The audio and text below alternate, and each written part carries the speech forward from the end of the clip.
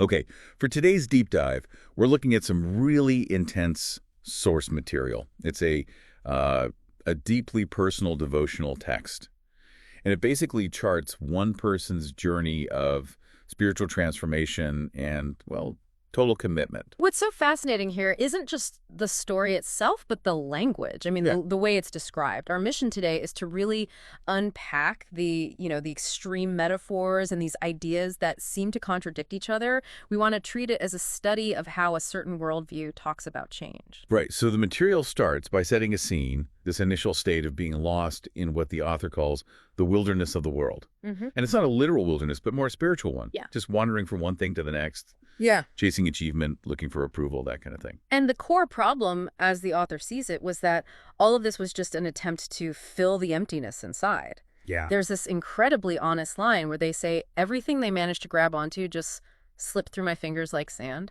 And that leads to this idea of a pre-conversion blindness. It's an interesting concept. They could see the world, see their own plans, but they couldn't see truth. Or sin or purpose. It sounds less like they were ignorant and more like they just had the wrong prescription. Yeah, that's a good way to put it. Yeah. So how does that shift? What's the turning point? Well, the text defines it very clearly. It's being reached by grace, being called by name, and brought into what's called the everlasting kingdom. It's a move from wandering alone uh, to belonging somewhere permanently.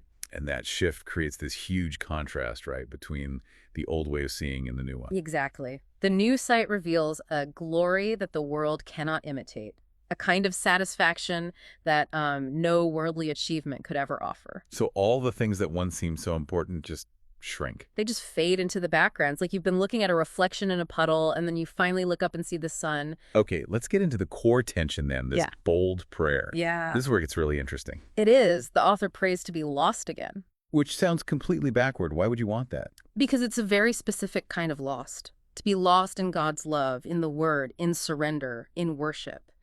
It's about losing the parts of yourself that are holding you back. Like pride, fear, and self-reliance. And that last one, self-reliance, that's a huge one. For most of us, that's seen as a fundamental virtue. So how does the text frame it as a negative? It connects it directly to fear and pride.